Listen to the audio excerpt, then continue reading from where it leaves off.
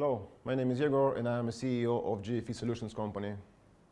GFE-Solutions is a specialized engineering services company. We provide excellent and reliable engineering support to all of our customers. Basically, we want to be a partner in any kind of industry, in a best-in-class quality, in the shortest possible time, and to achieve the satisfaction of our customers.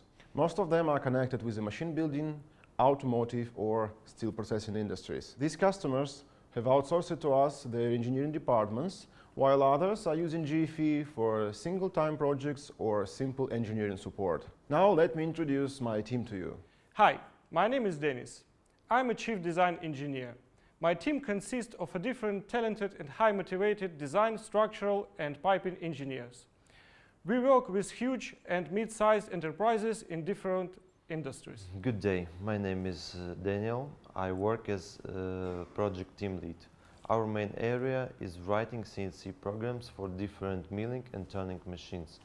Our programmers has a lot of experience with working in different types of CNC programs.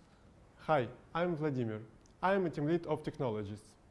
We develop and optimize production processes to reduce production costs, including machining, welding, and assembling stages.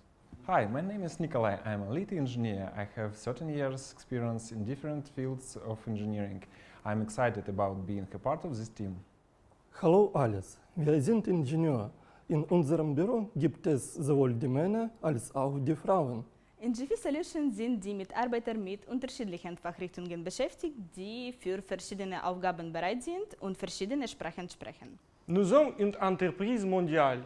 Nous vous adhérons à trouver une solution, même pour les tâches les plus complexes. All employees are connected to a common cloud environment, our CRM system, so we don't lose any information and have a strong communication channel between all members of our entire company. I'm excited to work with all of you.